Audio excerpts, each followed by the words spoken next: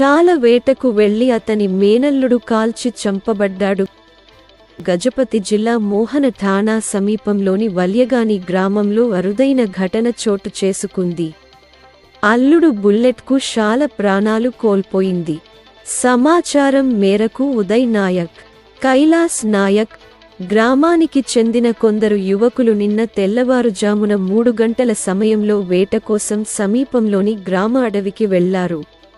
సాయంత్రం బుల్లెట్ మోగించగా బుల్లెట్లో వన్యప్రాణులు చనిపోలేదు.